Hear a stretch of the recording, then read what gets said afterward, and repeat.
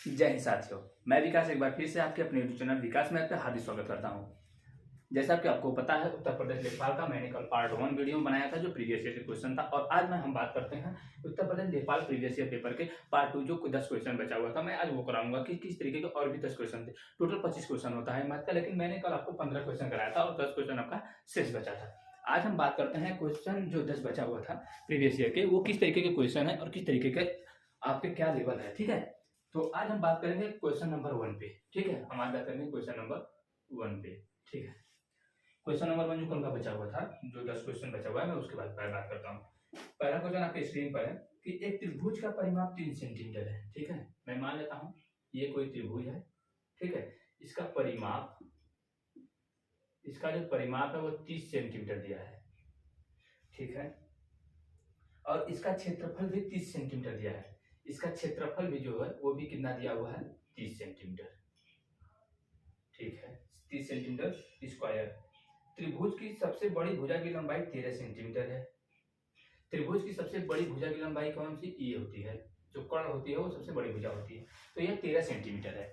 अब ये हमें बताइए, अगर यह 13 सेंटीमीटर है, यह कितना है, 13 सेंटीमीटर है सबसे बड़ी भुजा की लंबाई, तो हमें ये पता है कि ये ए हो गया, यह बी हो गया, और यह सी हो गया, और यह ए हो गया। ठीक, अगर यह 13 सेंटीमीटर है तो और भी जो बाकी उसकी दो भुजाएं हैं, उसका अगर परिमाप 30 सेंटीमीटर है, कितना है, 30 सेंटीमीटर है, तो परिमाप हमें पता होता है कि तीनों साइडों का जो योग होता है, तीनों भुजाओं का जो योग होता है वो परिमाप के बराबर आता है। उसका कितना आता है, परिमाप के बराबर आता है। अगर एक मैंने मान लिया 13 है, तो और बराबर कितना हो जाएगा, 30 हो जाएगा, और यहाँ 2 बच रहा है मेरा।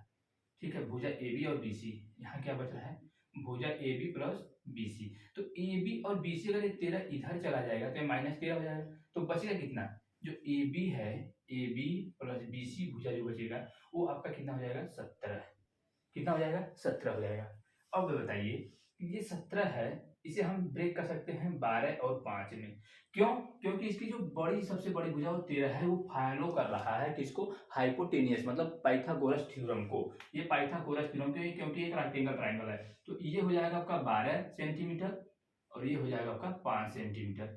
ठीक है, इसको प्रूव भी कर सकते हैं। कैसे प्रूव करेंगे, ये जो है कर्ण की लंबाई है, कर्ण का क्या होता है, 13 13 169 होता है। कर्ण का स्क्वायर जो होता है वो इसके बेस के और हाइट के बराबर होता है, स्क्वायर के। तो 12 बार हम 144 और 5 पच्चीसम 5 पच्चीसम 25, तो 169 बराबर 169 आएगा। ठीक है, कहने का ये मतलब हुआ कि ये जो दो भुजाएं हैं वो 17 सेंटीमीटर हैं, तो 17 सेंटीमीटर से दोनों को भुजा लेंगे कितना, एक का 12 लेंगे और एक का 5 लेंगे, तो सबसे छोटी भुजा जो हो जाएगी वो कितना हो जाएगी, 5 सेंटीमीटर। यही आपसे पूछ रहा था। इसमें क्षेत्रफल का एक चीज और देखिए, क्षेत्रफल जो होता है राइट एंगल ट्राइंगल का 1/2 इंटू ये आधार होता है। ठीक है, आधार इंटू हाइट होता है, या ऊंचाई जिसे बोलते हैं, या परपेंडिकुलर जिसे बोलते हैं। ठीक है, ये 30 दिया है। ठीक है, कितना दिया है, 30 दिया है। ना हमें आधार पता है ना हमें बेस पता है। ठीक है, अब ये दोनों चीजें अगर ये इधर जाएगा कितना हो जाएगा, 60 हो जाएगा। तो अब बताइए, आधार गुणित ऊंचाई, ठीक है, बराबर कितना हो जाएगा, 60 हो जाएगा। अब इसे भी आप ब्रेक करेंगे। ठीक है, अब देख लीजिए कि जो आधार मैंने ये जो बताया है आपका A B plus B C, A B plus B C बराबर 17 है, और ए बी गुणित बी सी बराबर भी 60 है। यही तो है, यहाँ क्या आएगा आपका, ए बी आएगा गुणित बी सी आएगा। यही तो आधार और हाइट है। तो ये भी कितना, इसको ब्रेक करेंगे अब 12 और 5, और इसे भी क्या करेंगे 12 और 5, ये ऐड करेंगे तो 17 आ जाएगा, और ये मल्टीप्लाई करेंगे तो उसका 7 आ जाएगा। कहने का मतलब सबसे छोटी भुजा कितना हो जाएगी, 5 सेंटीमीटर हो जाएगा, और जो आपका आंसर है यही आपसे पूछा हुआ था। ठीक है, मैं दोनों चीजें आपको समझा दिया हूँ ताकि आपको ये ना लगे कि नहीं शॉर्टकट सर बता दिए, समझ में नहीं आया। ठीक है, तो अब हम बात करेंगे अगली क्वेश्चन, क्वेश्चन नंबर 2।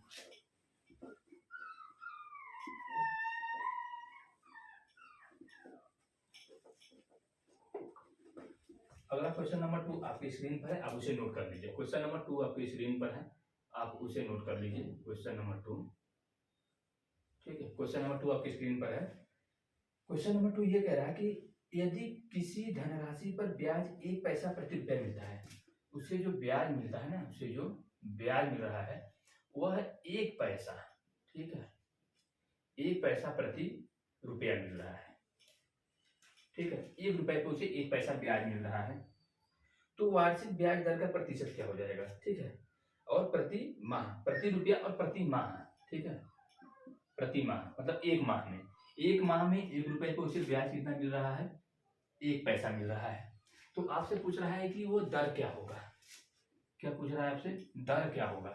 अब ये बताइए 1 पैसा उसे मिल रहा है, ठीक है, 1 पैसा उसे मिल रहा है, तो 1 पैसा ब्याज जो मिल रहा है उसे, वो कितने में मिल रहा है, 1 रुपए पे मिल रहा है, ठीक है। अब ये बताइए, यही है ना ये जो मिल रहा है, तो 1 रुपया तो ये पैसे में है और ये रुपए में है, तो इंटू इसे 100 कर दीजिए, ये भी पैसा हो जाएगा। अब देखिए क्या हो जाएगा आपका, ये हो गया इंटू 100, ठीक है, इंटू 100, और क्या करेंगे यहाँ इंटू, इंटू क्या करेंगे, 1 माह का, लेकिन वो पूछा है वार्षिक, वार्षिक का मतलब कितना हो जाएगा यहाँ 12 माह, एक कोर्स में कितने होते हैं 12 महीने, तो 12 माह, यह है यह कैंसिल, इसका आंसर कितना आ जाएगा 12%, कितना आ जाएगा आपका 12%, जो दर है वो 12% आएगा, क्योंकि एक ब्याज मिल रहा है इसे, और ब्याज मिलता किस पे है, मूलधन पर ही तो मिलता है, और इंटू 100 कर देंगे, और कितने के लिए करेंगे 12 महीने के लिए करेंगे, क्योंकि वार्षिक पूछा है, तो कितने के लिए करेंगे 12 महीने के लिए करेंगे। और इसको अगर आप लगाना चाहते हैं तो ऐसे भी लगा सकते हैं, जो आपका एसआई सिंपल इंटरेस्ट का फार्मूला होता है, पी गुणे आर गुणे एन अपन के 100, ठीक है। एसआई कितना है, उसे 1 पैसा मिल रहा है, तो एसआई अगर 1 पैसा मिल रहा है तो आप यहाँ क्या करेंगे, 1 पैसा लिख लीजिए, ठीक है, पी कितना है 1 रुपया है, 1 रुपया को इंटू 100 कर लीजिए, ठीक है, क्योंकि पैसा में पैसे में चेंज कर दीजिए, इंटू आपसे आर पूछ रहा है, आपका एन जो है वो 12 महीना दिया है, 1 वर्ष पूछ रहा है तो महीने में चेंज किया है,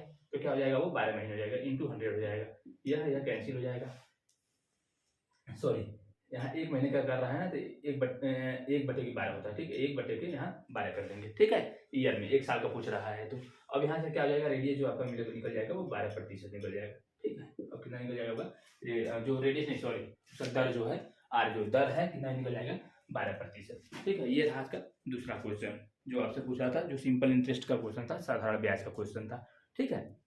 अब हम बात करेंगे अगले क्वेश्चन, क्वेश्चन नंबर 3 पे।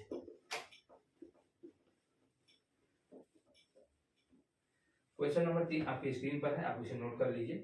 कह रहा है कि,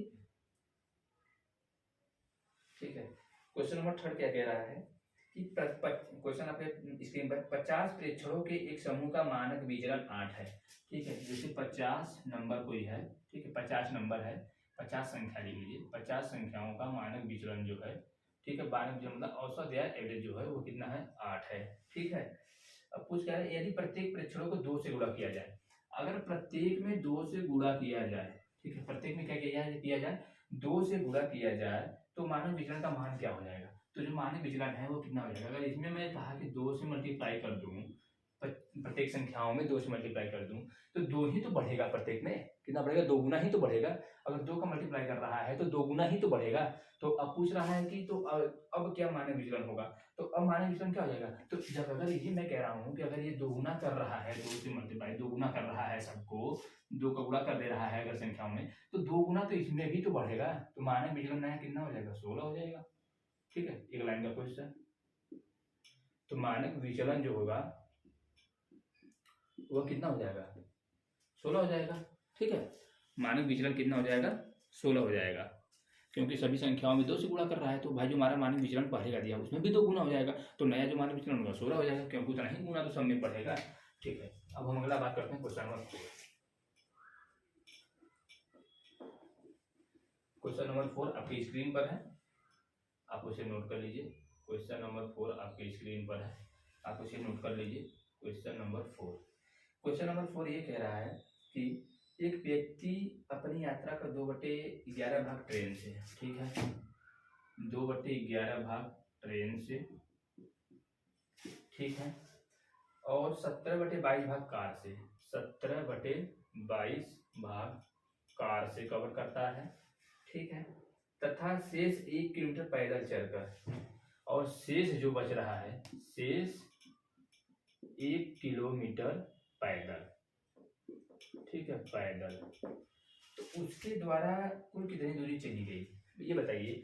अगर 2/11 भाग वो ट्रेन से चल रहा है, 17/22 भाग कार से चल रहा है, और 1 किलोमीटर क्या कर रहा है पैदल चल रहा है, तो दो टोटल यही दूरी तो ऐड कर देना है आपको, और प्लस 1 किलोमीटर, ये आ जाएगा आपका एलसीएम 22, 11 यहाँ 4 हो जाएगा, यहाँ 17 हो जाएगा और यहाँ 22 हो जाएगा।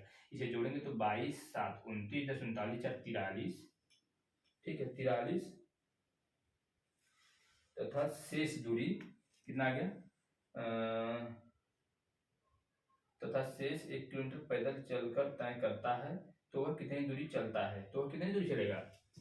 अब ये बताइए, आप इतना तो आपने कर दिया, आपने इतना तो कर दिया, लेकिन क्वेश्चन ध्यान दिया नहीं कि क्वेश्चन बोल क्या रहा है। आपने इतना तो कर दिया, लेकिन क्वेश्चन पे आपने ध्यान दिया ही नहीं, ठीक है, आपने क्वेश्चन पर ध्यान दिया ही नहीं कि क्वेश्चन क्या कह रहा है। क्वेश्चन ये कह रहा है कि वो इतनी दूरी इस तरीके से चला है, इतनी दूरी, तो आप बस ट्रेन और कार का निकाल लीजिए पहले। 2/11 प्लस 17/22, तो इसका निकालेंगे तो 22 हो जाएगा, यहाँ 4 हो जाएगा, प्लस यहाँ 17, मतलब 21/22 किलोमीटर किससे चल रहा है यार, ट्रेन और कार से, ठीक है, ट्रेन प्लस कार। अब बताइए, जो शेष दूरी बच रहा है 1 किलोमीटर वो पैदल चल रहा है, तो शेष दूरी कितना हो जाएगा यहाँ से, अगर 21/22 किलोमीटर तो उन्होंने चला, अब एक में से जब इसे घटाएंगे तो 1/21/22 किलोमीटर का घटाएंगे तो 1/22 किलोमीटर, कितना 1/22 किलोमीटर वो कैसे चल रहा है, पैदल चल रहा है। तो 1/22 जो होगा वो बराबर होगा कितने के, 1 किलोमीटर के, क्योंकि पैदल वो तो 1/22 किलोमीटर नहीं चल रहा है, चल कितना रहा है, पैदल 1 किलोमीटर चल रहा है, पैदल पैदल तो 1 किलोमीटर चल रहा है, तो एक बराबर किसके हो जाएगा, 22 किलोमीटर के। तो उसके द्वारा टोटल दूरी जो तय की गई, टोटल दूरी कितनी हो गई, 22 किलोमीटर, ठीक है, यही आपसे पूछ रहा था। तो टोटल दूरी ने कितना कवर किया है, 22 किलोमीटर। क्वेश्चन ध्यान से पढ़िए, देखिए क्वेश्चन को पढ़ना एक बार नहीं 2 बार क्वेश्चन पढ़िए, तभी क्वेश्चन सही हो पाएगा। देखिए जरा सा क्वेश्चन में मिस्टेक हुआ, आप तुरंत बिल्कुल परेशान होंगे कि हाँ ये क्या हो गया। तो क्वेश्चन आपकी 2 बार 1 बार पढ़िए, उसके बाद क्वेश्चन को सॉल्व कीजिए। अब मैं उम्मीद करता हूँ ये क्वेश्चन आपको समझ में आ गया होगा, ठीक है। अब हम बात करेंगे अगले क्वेश्चन, क्वेश्चन नंबर 5 पे। अब हम अगले क्वेश्चन पे बात करेंगे, क्वेश्चन नंबर 5।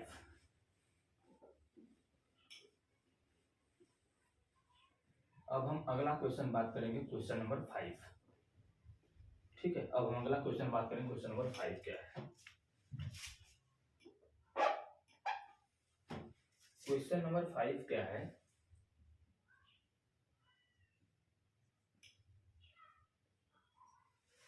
क्वेश्चन नंबर 5 ये कह रहा है कि x के किस मान के लिए निम्नलिखित आंकड़ों का बहुलक 27 होगा, ठीक है। बहुलक मैं आपको बता देता हूँ, मोड जिसे क्या बोलते हैं, मोड मतलब क्या होता है, बहुलक, क्या होता है बहुलक। बहुलक का मतलब ये होता है कि जो सबसे अधिक बार आया हो, जैसे मैंने कहा कि 1 2 3 3 3 4 5, तो ये जो 3 कितनी बार आया है, 3 बार आया है, ठीक है, ये सबसे अधिक बार आया हुआ है। तो जो सबसे अधिक बार आया हुआ होता है वो क्या होता है, बहुलक होता है, ठीक है, वो क्या होता है आपका बहुलक होता है। अब क्वेश्चन में क्या कह रहा है आपसे, और आपको इसको अरेंज मेन से कोई मतलब नहीं है। अब कह रहा है आपको कि 25 26 27 23 27 26 24 x 27 26 25 और 25, ठीक है, ये क्वेश्चन है। इसमें से पूछ रहा है कि आंकड़ों का बहुलक 27 होगा, इसमें से x का मान आपसे क्या कर रहा है, पूछ रहा है, जिसका बहुलक दिया हुआ है कितना है, 27। बहुलक क्वेश्चन में आपको कितना दिया हुआ है, 27 है।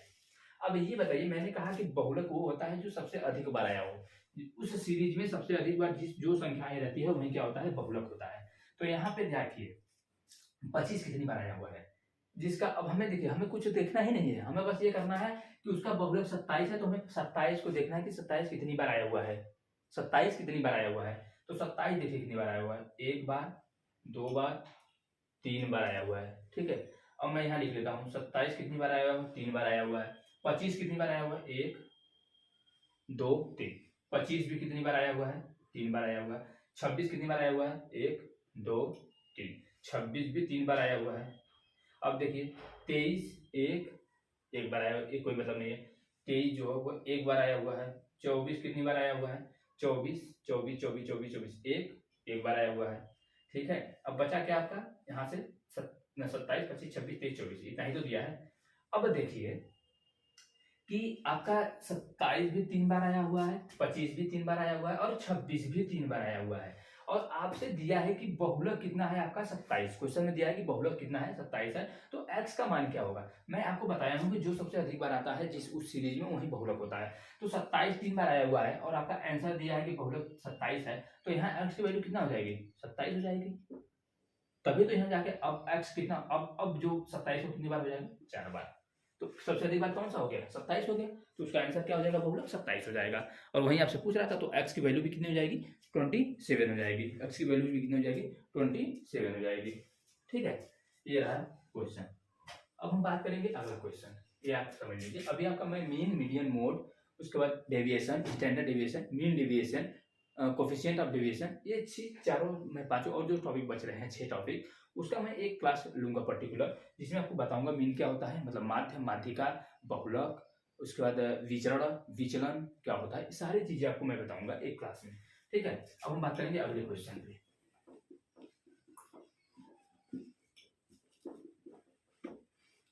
अब हम बात करेंगे क्वेश्चन नंबर 6। अब हम बात करेंगे क्वेश्चन नंबर 6 पे। क्वेश्चन नंबर 6 ये कह रहा है कि किसी काम में एक पुरुष एक महिला से दुगना तेज है। ठीक है, आप लिख लीजिए यहाँ पे, महिला, पुरुष,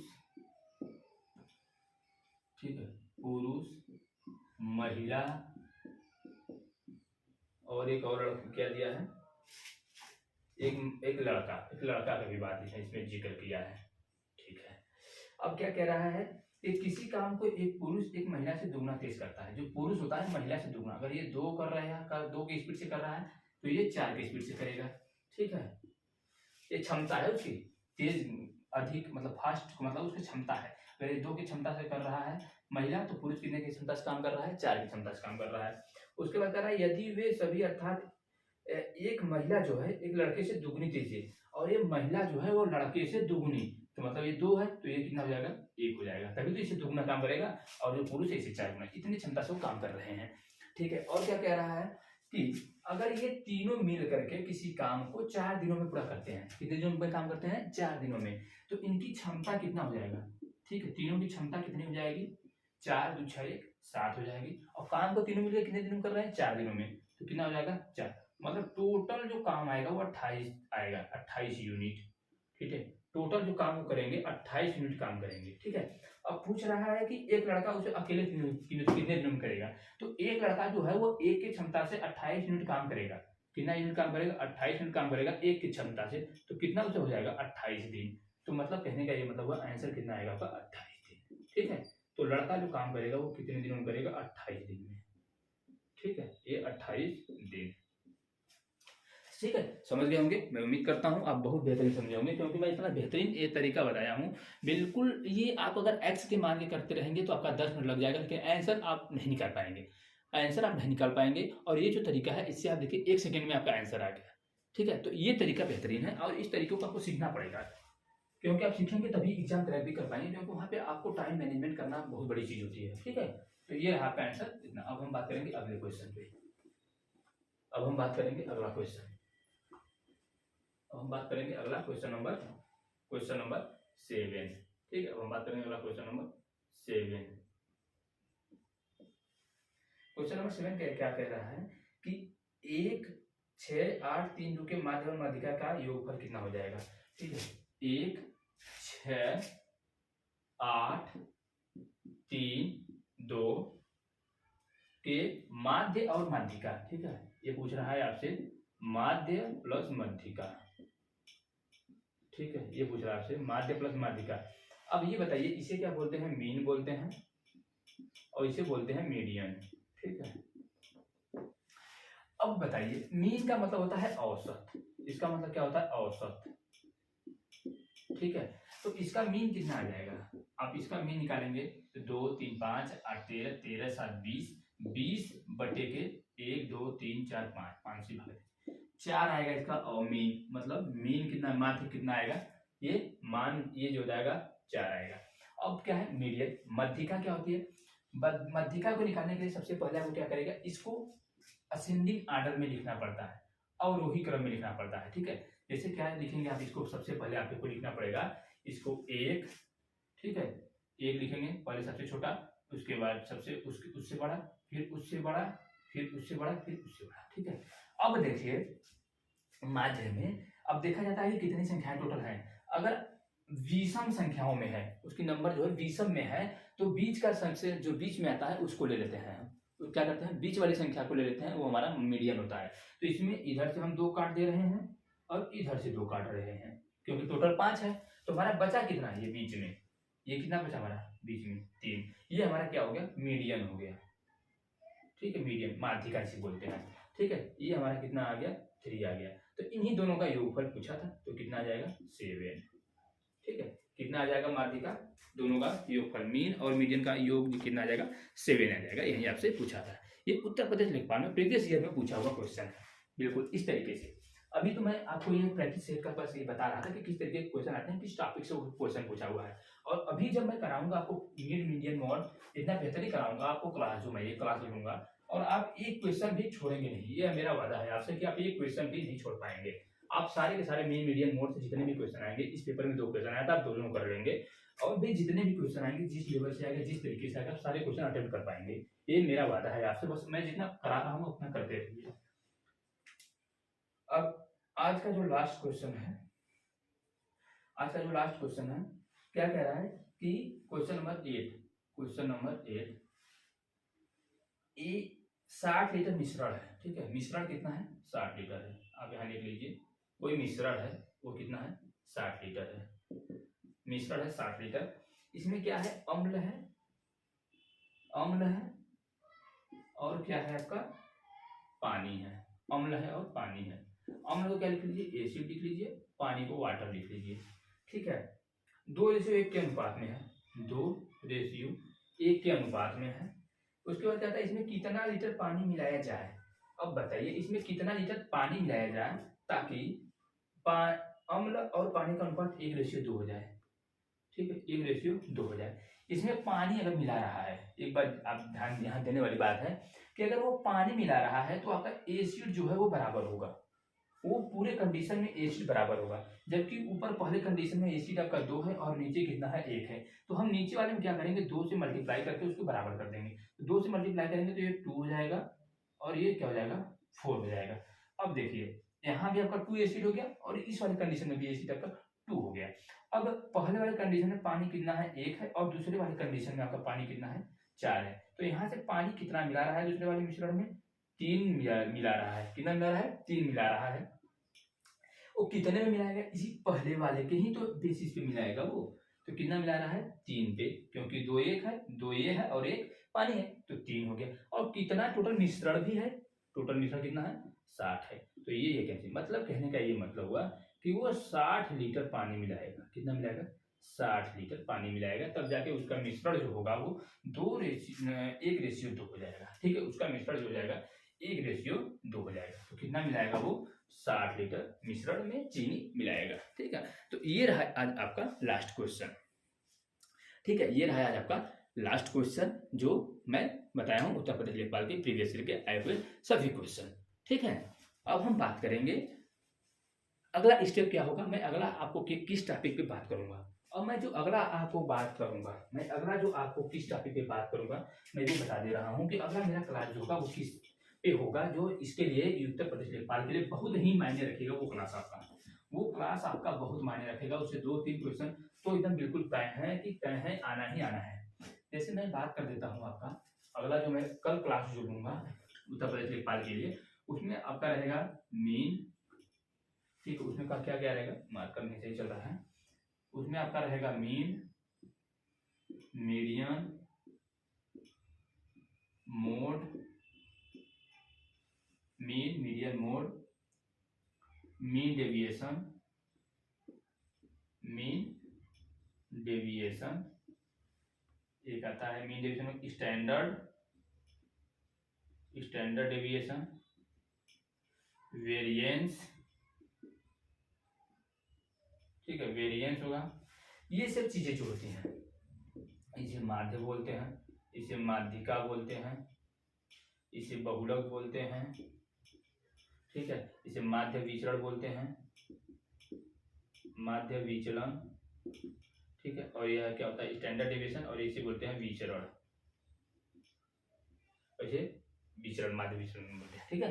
तो इतना चीजों का मैं जो आपको टॉपिक कराऊंगा, ये आपका टॉपिक बहुत ही मायने रखेगा आपके एग्जाम के लिए। ये जो मैं इतना कराऊंगा, ये जो मैं कराऊंगा इतना, 1 2 3 4 5 6 टॉपिक कराऊंगा ये स्टैटिक्स का। किसका? स्टैटिक्स, स्टैटिस्टिक्स का, ठीक है। ये स्टैटिक्स मतलब जिसे बोलते हैं सांख्यिकी, सांख्यिकी, ठीक है। ये सांख्यिकी होता है स्टैटिस्टिक्स। इसका मैं आपको कराऊंगा कितना, ये 6 टॉपिक, 6 टॉपिक से आपका 2 से लेकर 3 क्वेश्चन तक, 3 क्वेश्चन तो तय है, एकदम कंफर्म है कि 3 क्वेश्चन तो आएगा ही। मैं ये 3 क्वेश्चन आपको, अगर इस टॉपिक को मैं 1 घंटे का क्लास लूंगा, बस 1 घंटे से और भी कम टाइम लूंगा आपका, 40 से 50 मिनट का रहेगा मेरा ये वीडियो। इस पे जो मीन मीडियन मोड और इस पे है, आप, मैं बता रहा हूँ, एक क्वेश्चन नहीं आप छोड़ेंगे आपका, आप बिल्कुल देख करके आप आंसर मारेंगे, आप देख करके अटेम्प्ट करके आएंगे क्वेश्चन को, ये मेरा वादा है। आपको मीन मीडियन मोड है, मैं इस तरीके से बता दूंगा आपको, इस तरीके से क्वेश्चन कराऊंगा, इस तरीके से पढ़ा दूंगा, तो आपको चिंता करने की बात है नहीं इस टॉपिक को लेकर। ये टॉपिक मैं आपके लिए कल रख रहा हूँ, संडे के दिन एक टॉपिक मैं आपका कंप्लीट करा दूंगा, ठीक है। तो आज तक इतना ही रखता हूँ, तब तक के लिए जय हिंद साथियों।